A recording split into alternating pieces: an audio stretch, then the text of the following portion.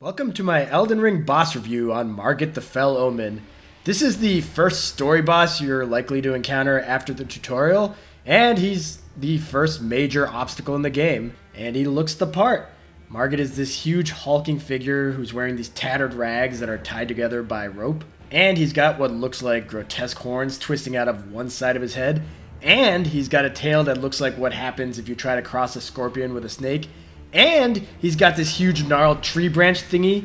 And he's got holy daggers, swords, and hammers that he whips out whenever he feels like. And from what I can tell, he's not wearing any pants.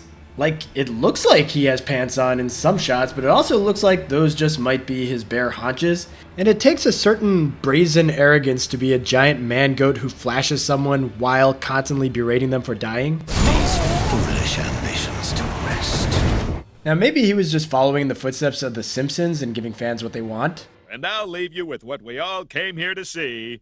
Hardcore nudity! But pants or no pants, I don't think there's anyone who's more justified in being unreasonably confident than Margit the Fell Omen.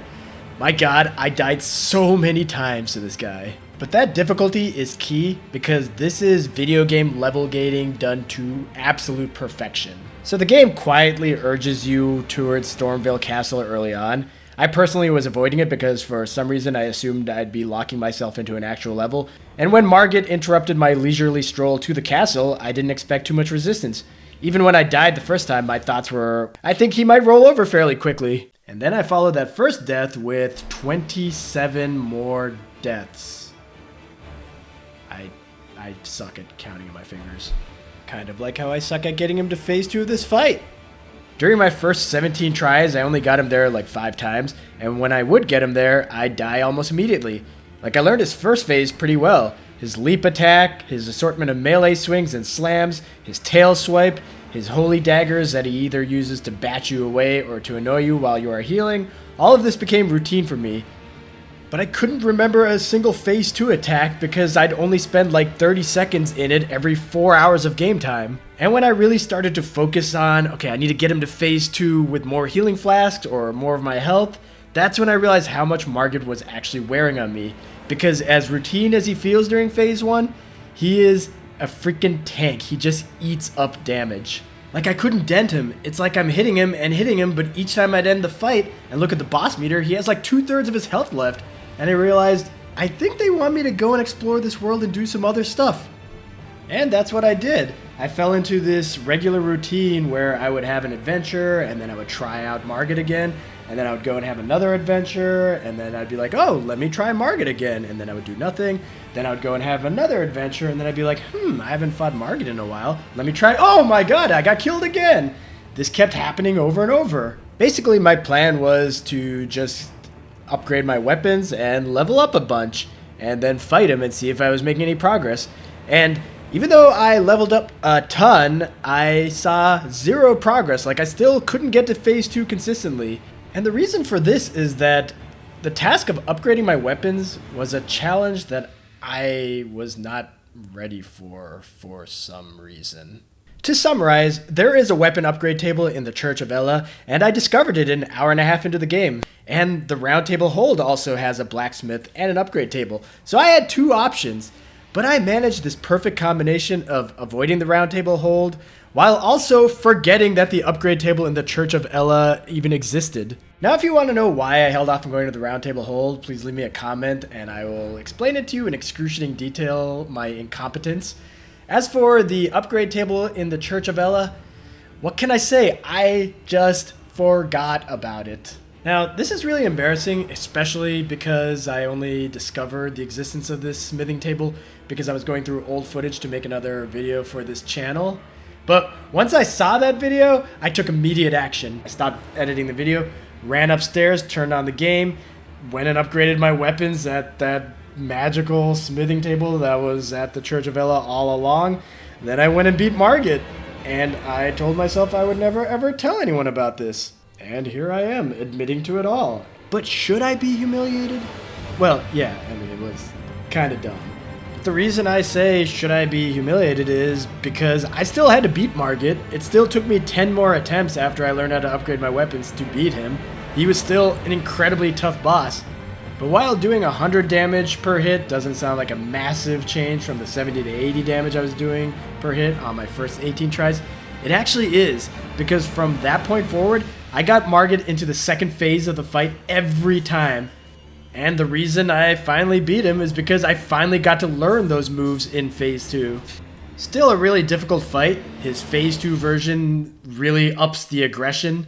Like, he does this running attack that transitions into a spin attack, and sometimes he whips out the double sword and then immediately flashes a hammer strike. And honestly, some of his attacks I never got a feel for. Like, any of the hammer attacks that weren't a part of a jump, I had no idea when they would show up. One move that I became very well acquainted with was when he would do the dagger throws, which would lead into the hammer jump. Like, I'll never forget that, which is a big deal for me because I forget very routine things. But I quickly found that Margit was manageable now. And not that fake manageable from my first few attempts with him. No, this was actually manageable. Like, I knew I was going to beat him soon. And it's really important to have that confidence that he is manageable. If I didn't, I don't think I'd have the stamina to hang on. And I don't mean my tarnished character's stamina, I mean me, my stamina. The average duration of my 28 battles with Margit was 3 minutes and 23 seconds. But if you just look at once I figured out how to upgrade my weapons, that jumped to 5 minutes and 16 seconds. And my god, was that last fight with him super draining. Like, it took 8 minutes and 35 seconds in my last fight to beat him.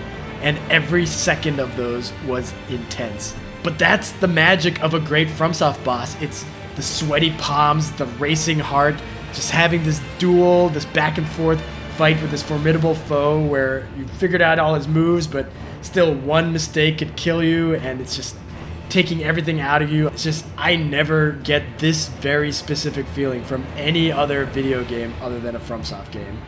And while there was nothing really special about that final battle with Margit other than the length of the fight, like, I didn't have to try anything new or figure anything out in this one. It was just a matter of me slowly improving bit by bit till I finally bested him. Now, I've raved a lot about this boss fight, and for good reason, but I cannot end this review without mentioning the soundtrack. Like, you can hear it playing over this video, and it sounds super epic, even though this video is all about me just talking about my idiocy. But during the fight, it's so epic and dire.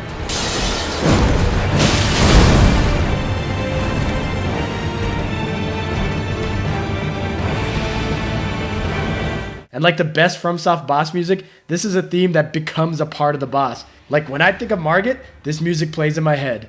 So I think it's probably clear to you all what I'm going to score Margit. He's a 5 out of 5. This is a classic boss fight, and he might be in my top 10 Fromsoft bosses ever.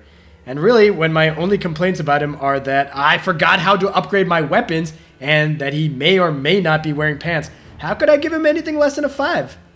And of course, ranking him, he comes in at number 1. And it's not even close. I mean, the ulcerated tree spirit is great, but this boss fight is so refined and well designed, it can't go anywhere else. So, thanks for watching, and please like and subscribe, or unsubscribe if that weapon smithing debacle really pissed you off. Before you do that, please leave me some comments. Let me know what you thought of this video. What do you think of Margit? Where does Margit stack up in your pantheon of Fromsoft bosses? And next time I'll be doing my review for Godric the Grafted, so you got to be there. These foolish ambitions to rest. Wow, Margit really doesn't like my humor.